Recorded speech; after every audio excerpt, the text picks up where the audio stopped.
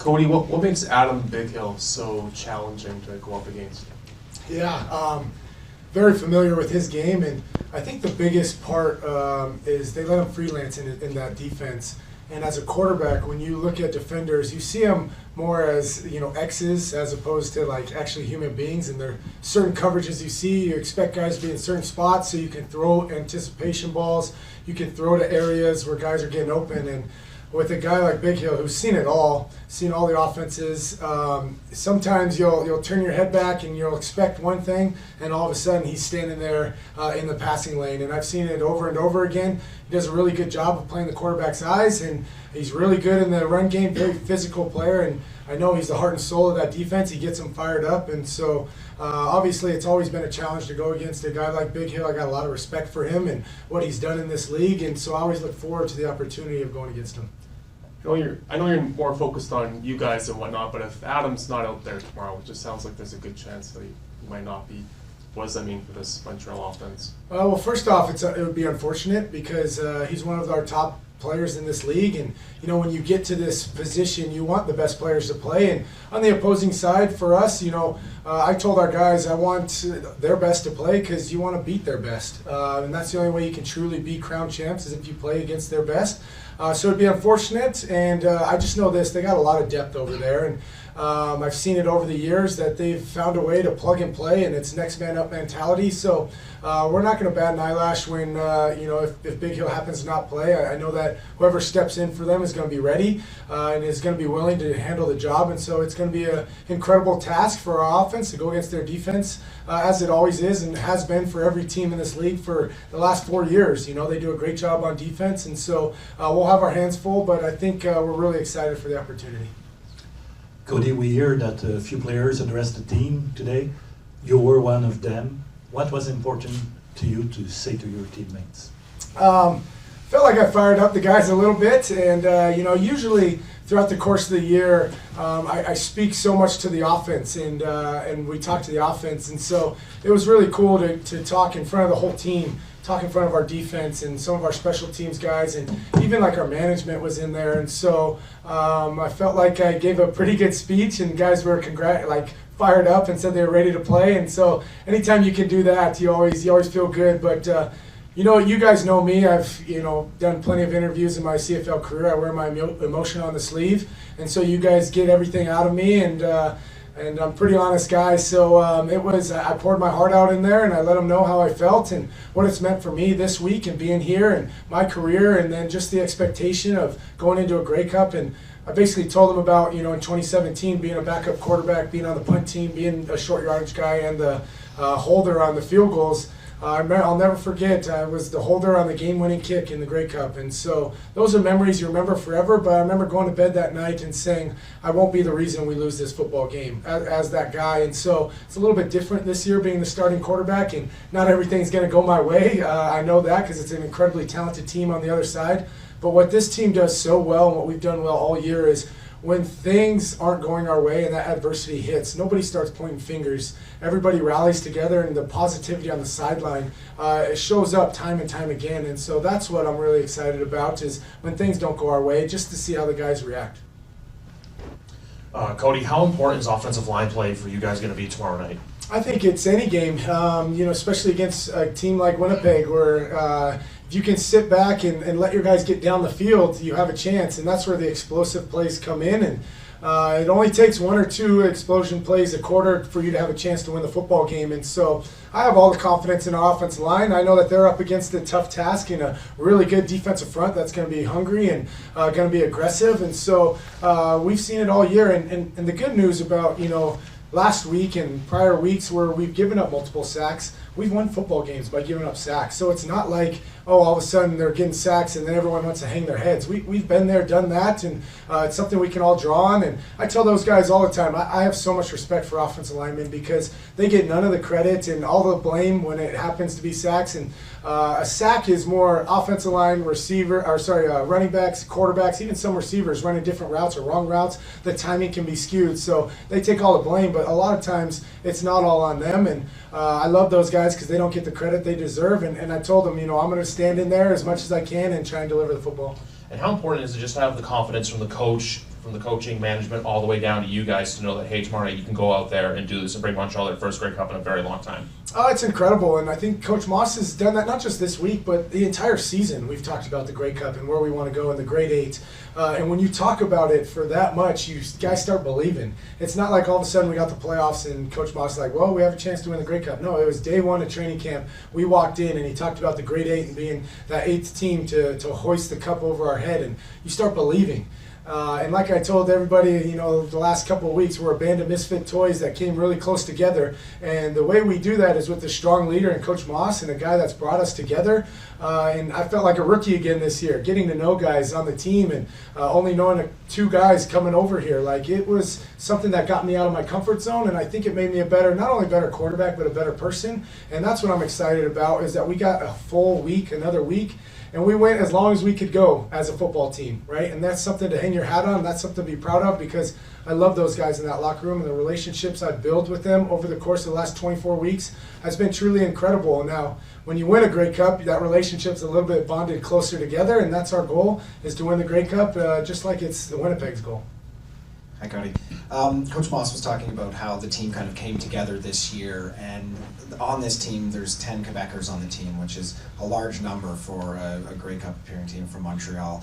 I'm just wondering how much of the local element has kind of been weaved into the DNA of this team. Do you all kind of feel like Quebecers now? How's that playing out? Yeah, to tell you the truth, that's the foundation of our team. And a lot of those guys have been with this team for multiple years, or have been in that city for multiple years. And they're the first guys I asked for food recommendations or what to do when my wife was in town.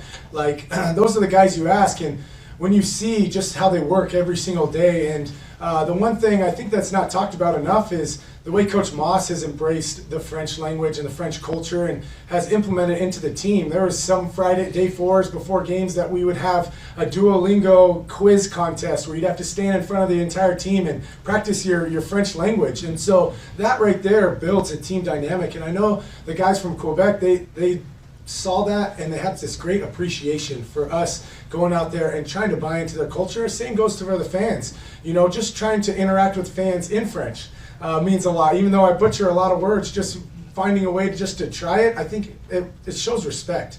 And I have nothing but respect for the culture, and I wanted to embrace the community and the culture. And one of the first videos I did after I signed in free agency was a video in French. And the amount of times I practiced that one sentence was over 100 times, because I wanted to make sure I got it right, because it meant something to me, and I know it meant something to our fans. And that's what we believe in that room, and that's why it's always great to take the field with those guys. Thank you. Jackson Jeffcoat and Willie Jefferson have been a force for Winnipeg for quite some time, and looking back at the 2019 Western Finals, Winnipeg was really putting all the pressure, and I thought you did a great job actually eluding the pressure and picking up positive yardage quite often. Would you say that it's increasingly important to get rid of the ball quickly playing against Winnipeg?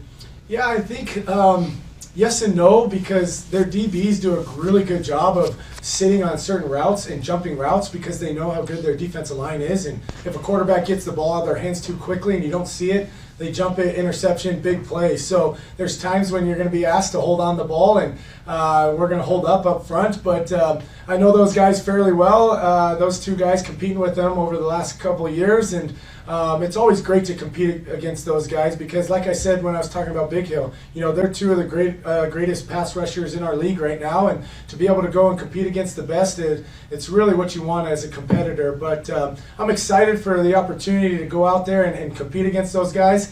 And all the, you talk about the 2019 Western Final, the 2021 Western Final, like, there's been some really good football games that I've played against Winnipeg Blue Bombers that have gone down to the end. And that's all you can ask for against that team, is to have a chance to win in the 4th quarter, because if you look over the course of the last 4 years, not very many teams have been successful against them. And so that's our goal, is to try to find a way, whether it's offensively, defensively, special teams. The goal is to win 2 out of 3 phases. If you can win 2 out of 3 phases, you should have a chance to win the football game. And so whatever combination of those 2 out of 3 it is, that's what we want to do in order to have a chance.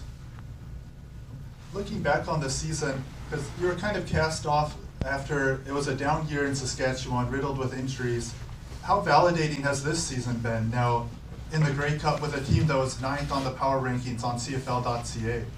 Yeah, absolutely, and that was something I think that bonded this team, was your guys' initial rankings and putting us ninth. It was something where all of us, who is, like I said, just a bunch of new guys and a lot of turnover on the roster, the first thing we had in common was the hatred for you guys of picking us ninth, to be honest with you, right? So that was the first thing that kind of bonded us, and we wanted to go out there and prove that we were a better team than what people were talking about. But the thing that about last year, you know, I told you guys, and some of you guys were in the room when I talked about the mental change I had this year. It wasn't go out there and prove all the naysayers wrong and prove all the people that doubted me wrong. It was to go out there and prove all the people that believed in me right.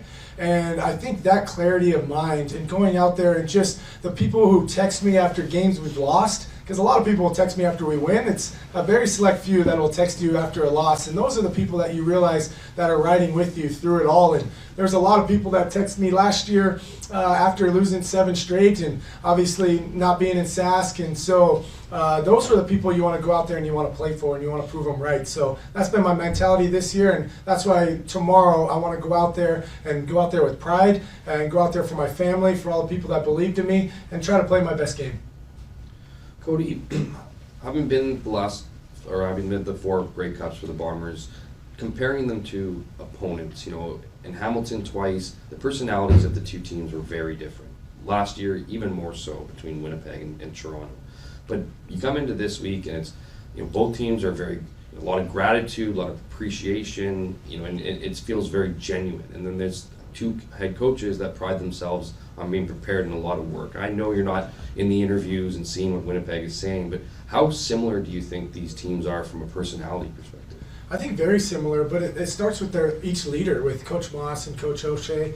Both of them are cut from the same cloth, I would say, you know, and I've had my fair chances of talking with Coach, and just what he talks about and what he believes with Winnipeg, and you can see the same thing with what Coach Moss preaches here. And so I think just those 2 men leading their teams, you're going to have that. And all my interactions with Winnipeg and all their players over the course of the last however many years, you know, playing against them has always been great. It's really been the Winnipeg Blue Bomber fans who have been the roughest on me for right reason, right? Being rivals in Sask.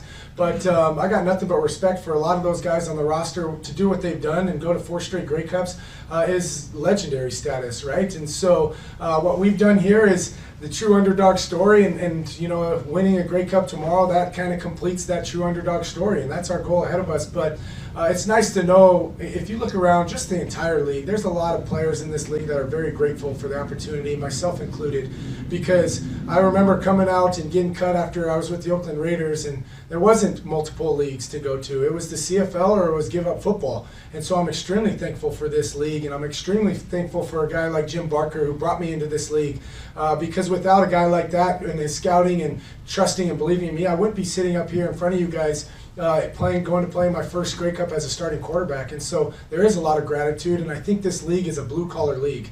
It's guys who just want to play football. They don't want to give up the dream. It's not like we get paid millions of dollars. We go out there because we love football. We want to just do everything we can to hold on to that dream that you have when you're a kid. And so I think that's why you see guys who are very grateful in this league. Merci, Cody. All right. Thank you, Cody.